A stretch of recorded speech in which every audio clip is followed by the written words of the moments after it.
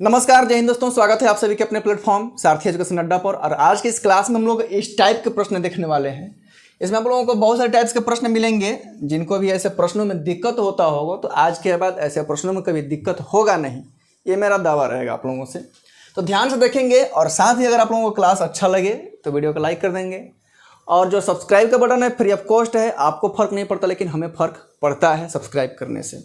तो चलिए शुरू करते हैं कि ये जो प्रश्न आप लोगों को दिया हुआ है एग्जाम में, इसका प्रश्न दिया है, इसके दो आंसर हो सकते हैं। लेकिन एग्जैक्ट आंसर कभी कभी पूछ देता है या कभी कभी इसके दूसरे तरीके से भी पूछता है। जैसा कि आप लोगों ने यहाँ पर देख रहा है कि √1 + √ इन्फिनेटिव तक दिया हुआ है। ये भी साथ में ध्यान रखना है कि इन्फिनेटिव का साइन लगाया है कि नहीं लगाया है, या यहाँ पर जो डॉट डॉट दिया है वो दिया है कि नहीं दिया है। देखेंगे वैसे भी प्रश्न आते हैं तो उसको कैसे हम लोग सोल्व करेंगे। इसको भी देखेंगे कि इसमें इन्फिनेटिव लगा है, इसको कैसे सोल्व करेंगे। सबसे पहले इसके अलावा मैं आप लोगों को एक दो क्वेश्चन और समझा दूं इसके अलावा, ताकि आप लोग ये अच्छे तरीके से समझ पाएं। जैसे आप लोगों को आसान तरीके से बहुत सारे एग्जाम में भी, हालांकि एसएससी जीडी के एग्जाम में लगभग 2 या 3 शिफ्ट में ऐसा प्रश्न पूछा था। ऐसे करके दिया रहेगा या ऐसे करके दिया रहेगा, तो पहले उसको समझने से पहले इसको समझना जरूरी है। ऐसे करके अब सोचेंगे कि इसका आंसर क्या होगा। इन लोगों को बनाना आसान है, लेकिन ये जो थोड़ा है इसी पर बेस्ड है और कहाँ पर इसमें आप लोगों को चेंज करना पड़ेगा ये देखेंगे। 12 + 12 + 12 इस प्रकार से क्वेश्चन दिया है, नीचे में 42 दिया है। कभी भी जो आप लोगों को ये संख्या दिया है 12, इसको जो आप लोगों को 2 पार्ट में तोड़ना है। 2 पार्ट में तो तोड़ना ही है, लेकिन उन दोनों पार्ट को ऐसा तोड़ेंगे, 2 डिजिट में ऐसा तोड़ेंगे, 2 नंबर में ऐसा तोड़ेंगे कि उनके बीच का जो डिफरेंस है, उनका जो अंतर है वो सिर्फ और सिर्फ 1 रहे। जैसे यहाँ पर 12 दिया है तो क्या 12 को हम लोग 2 × 6 भी लिख सकते हैं, 1 × 12 भी लिख सकते हैं, ऐसे लिख सकते हैं यहाँ पर, ठीक है। 6 × 2 भी लिख सकते हैं, 4 × 3 और 3 × 4 ऐसे लिख सकते हैं। लेकिन क्या देखेंगे कि इन दोनों के बीच का जो डिफरेंस है 1 और 12 का, ये दोनों के बीच का डिफरेंस 1 है क्या? मैंने क्या बताया कि जब भी ऐसा प्रश्न दिया रहे तो आप लोगों को ऐसा करना है कि इन दोनों के बीच का डिफरेंस 1 रहे। तो आप लोगों को देखने से पता चल रहा है कि इसका और इसका दोनों के बीच का डिफरेंस क्या है, 1 है, और मल्टीप्लाई करने पर कितना रहा है, 12 आ रहा है। तो कोई भी एक लिख लेना है आप लोगों को, 4 × 3। जब 4 × 3 लिख लेंगे तो इसमें से कौन सा आंसर होगा, बात समझ में आ रहा है? तो यहाँ पर ध्यान रखना है कि जब यहाँ पर प्लस का साइन दिया रहेगा क्वेश्चन में, अगर आप लोगों को प्लस का साइन दिखे तो जो संख्या बड़ी रहेगी वही आपका आंसर होगा। तो कहेंगे इसका तो कोई कंसेप्ट ही नहीं है। कंसेप्ट है, जब बनाएंगे इसको थोड़ा लंबा जाएगा, लेकिन कंसेप्ट इसका बहुत आसान है, वैसे भी समझना। लेकिन अगर यहाँ पर माइनस रहता, अगर क्वेश्चन में माइनस रहता तो वहाँ पर ये छोटी संख्या आंसर हो जाती। बात समझ में आ गया? हाँ, बात समझ में आया? जब यहाँ पर 42 दिया है, इसको भी हमें सोचना है कि 2 संख्याओं में इसको ब्रेक करेंगे तो 6 × 7 हो जाएगा। यहाँ पर प्लस सारे प्रश्न में दिए हुए हैं, यहाँ पर देख रहे हैं, तो बड़ी संख्या आंसर हो जाएगी। बात समझ में आ गया? लेकिन जो ये हमने क्वेश्चन यहाँ पर ये लिया है, इसमें तो भाई थोड़ा सा दिक्कत है। दिक्कत क्या है कि इसको हम लोग तोड़ नहीं सकते हैं कि जिसके बीच का डिफरेंस 1 हो। कैसे तोड़ेंगे? तो जब संख्याएं आपको ऐसी दे दें जिसको हम लोग तोड़ ना सकें, जैसे यहाँ पर ही दिया हुआ है 42, इसके पीछे की संख्या या इसके आगे की संख्या मान लो कि यहाँ पर 45 दिया होता, सपोज हर जगह 45 45 45 अगर दिया होता तो उस समय हम लोग क्या करते हैं? हर जगह अगर 45 45 दिया हो तो क्या करते हैं? कुछ नहीं करते। करते क्या? ऐसी संख्या देखते जो इसके आसपास में हो, ऐसी संख्या देखते जो इसके आसपास में हो और वो 2 भाग में टूट जाए। जैसे 45 के आगे देखेंगे, क्या 46 को 2 भाग में तोड़ सकते हैं? 47 को, 48 को, 49 को, 50 को, ऐसे करके देखना पड़ेगा। तो ऐसे पता चलेगा कि ऐसे जब करते जाएंगे तो एक ऐसी संख्या आएगी जिसका नाम है 56। जब यहाँ पर प्लस दिया रहेगा तो आगे की ओर चेक करना है, अगर यहाँ पर माइनस दिया रहता तो पीछे की ओर चेक करना है। बात समझ में आ रहा ना। यहाँ से सारा कंसेप्ट आप लोगों का जो है वो क्लियर हो जाएगा। इसके आगे जाएंगे, जाते जाएंगे जब तक कि दो संख्याएं ऐसी ना मिल जाए जो कि टूट जाए और दोनों के बीच का डिफरेंस क्या हो, 1 हो। अब ये जो 56 है 7 × 8, आप कहेंगे कि इन दोनों में से आंसर कौन सा होगा। तो इसका एग्जैक्ट आंसर अभी तो हम लोग निकालना सीखेंगे, लेकिन इसको एक तरीके से ऐसे भी लिखता है एग्जाम में, 7 और 8 के बीच। बात समझ में आ रहा है, 7 और 8 के बीच। लेकिन एग्जैक्ट क्या होगा, एग्जैक्ट भी देखेंगे हम लोग, अभी निकालना सीखेंगे। वहीं अगर मान लो कि यहाँ पर जो हमारा 45 दिया है, यहाँ पर 45 न दे करके यहाँ पर 45 अगर न दिया होता, अगर 40 दे दिया होता, ठीक है, 40 दे दिया होता, या यहाँ पर मान लो कि 43 दे दिया होता, 40 पर भी देख लेंगे। बात समझ में आ रहा है। अगर 43 दे दिया होता और संख्याओं में क्या कर दिया होता भाई, माइनस दे दिया होता। क्या दिया होता, माइनस। तो उस समय हम लोग पीछे की तरफ जाते और ऐसी संख्या देखते हैं जिसको हम लोग 2 भाग में तोड़ सकें। तो इसके पीछे जाते तो हमें 42 मिलता, 42 मिलता, जिसको 2 भाग में तोड़ सकते हैं। तब इसका आंसर क्या लिखेंगे, 6 और 7 के बीच। बात समझ में आ गया। अब यहां पर देखेंगे कि इसको कैसे सॉल्व करें भाई। इसका आंसर जो है उस प्रकार से भी ला सकते हैं कि 1 के आगे देखेंगे, तो 1 के आगे जब देखेंगे तो 2 आएगा। 2 ऐसी संख्या है जिसको हम लोग 2 भाग में तोड़ सकते हैं, 1 × 2, और दोनों के बीच का डिफरेंस भी जो है वो 1 है।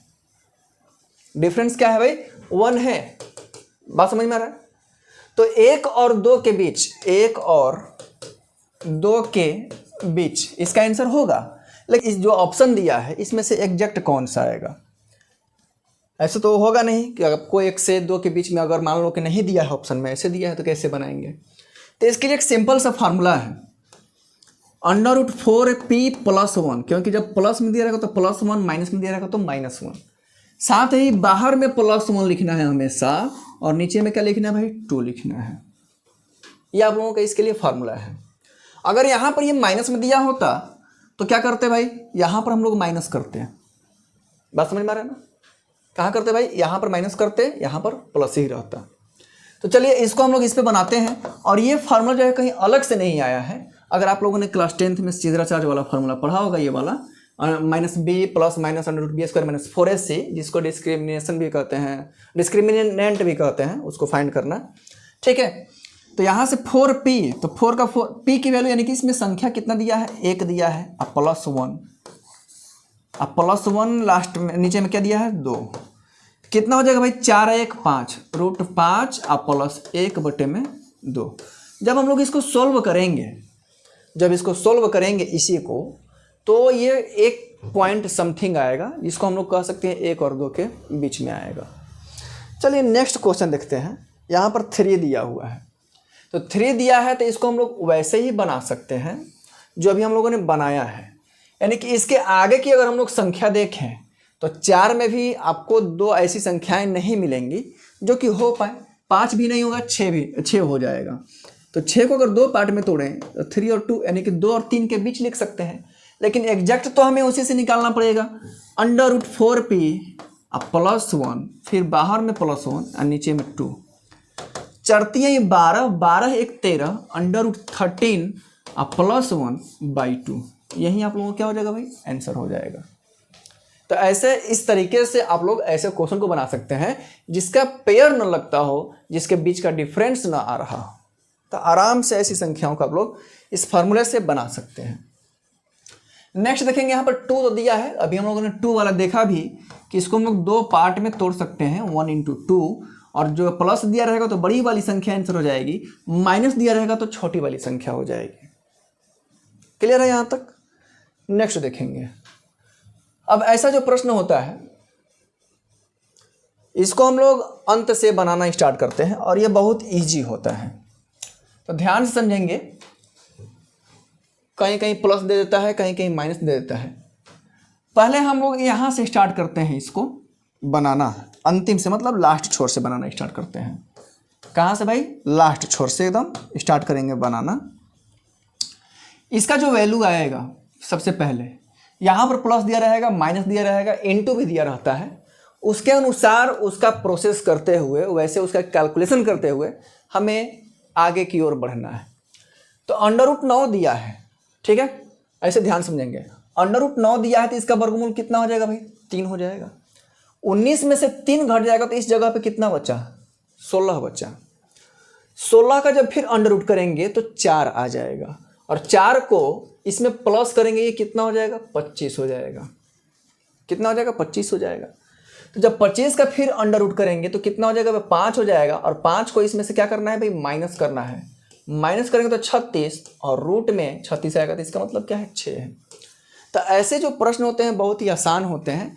कभी भी अंतिम छोर से इसको बनाना स्टार्ट करेंगे, और जैसे जैसे क्वेश्चन में प्लस माइनस इंटू डिवाइड कुछ भी दिया रहेगा उसके अनुसार बढ़ेंगे, ठीक है। यहाँ पर 225 दिया है, कितना हो जाएगा भाई? इसका स्क्वायर रूट निकालें तो 15 हो जाएगा। 15 इसको अगर इसमें हम लोग जोड़ दें तो 169 हो जाएगा, और 169 का स्क्वायर रूट कितना होता है? 13 होता है। जब 13 को इसमें जोड़ देंगे तो 156 और 12 हो जाएगा। 12 तो दिया है, लेकिन अभी इसमें 13 क्या करना है? जोड़ना है, क्योंकि ये 13 तो इसमें जाएगा ही। जब इसको इसमें जोड़ दिए तो 156 25 हो जाएगा। इसका क्या करना है? स्क्वायर रूट करना है, और इसका स्क्वायर रूट क्या हो जाएगा? इसका हो जाएगा 5, और यहाँ पर क्या हो जाएगा? 12। 12 को जब 13 से करेंगे तो 3 दूनी का 6, 5 1 12 125, यानी कि 125। हम लोग इतना आसानी से, इतना में ही हम लोग स्क्वायर रूट निकाल सकते हैं, कितना भी बड़ा संख्या दिया हो। अगर आपको ये चीज़ें सीखनी है तो आपको लिंक जो है डिस्क्रिप्शन में मिल जाएगी, इसकी क्लासेस हमने दे रखा है। कैसे आसानी से एकदम किसी भी संख्या का स्क्वायर रूट सेकंड में फाइंड करेंगे। सेकंड में, मिनट तो बहुत काफ़ी दूर है। देखेंगे एक टाइप का और ये प्रश्न बचा हुआ है, तो इसको जो है आप लोग सॉल्व करके कमेंट में इसका आंसर बता सकते हैं, ठीक है। ये भी उसी प्रकार का है, तो इसका हो जाएगा 18, और 18 जाकर के इसमें जुड़ेगा तो 289 हो जाएगा। कितना हो जाएगा? 289, और 289 के जब स्क्वायर रूट करोगे तो 17 आ जाएगा। 17 को इसमें प्लस करोगे, 7 4 11 हासिल 1 3 1 4 4 441। तो 441 का क्या हो जाता है भाई? 21 हो जाता है। कितना हो जाता है? 21 हो जाता है। देखिए ये थोड़ा सा आप लोग प्रश्न देख लेंगे। इसमें 2 टाइप का प्रश्न पूछता है। सेम प्रश्न को मैंने यहाँ पर लिखा अगर इस प्रकार से,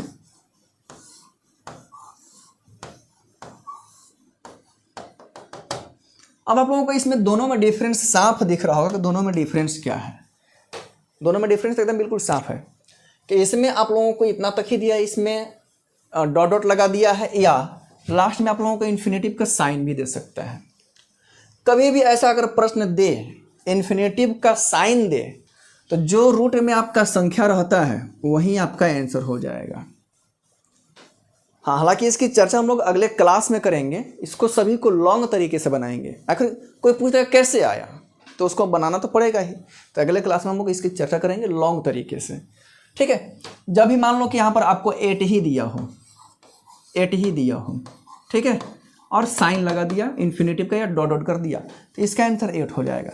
लेकिन इसका आंसर 8 या 7 नहीं होगा। इसका जो होता है, आपको जो संख्या दिया रहेगा ना, उतनी संख्या आप लोग लिख लीजिए। 7 दिया है, आपने 7 लिख लिया। ऊपर में क्या होता है कि 2 के पावर n-1 और नीचे में 2 के पावर n। संख्या लिखने के बाद आपको ये चीजें लिखनी है। बात समझ में आ रहा है? अब इसको बनाएंगे कैसे? तो 7 का 7 हो गया, 2 के पावर n कहां से आएगा? इसको काउंटिंग करेंगे कि 7 को कितने बार लिखा है, 7 को कितने बार रिपीट किया है। तो 3 बार रिपीट किया है, और 3 में से 1 को घटा देंगे, और नीचे में 2 के पावर कितना लिखेंगे? 3 ही लिखेंगे।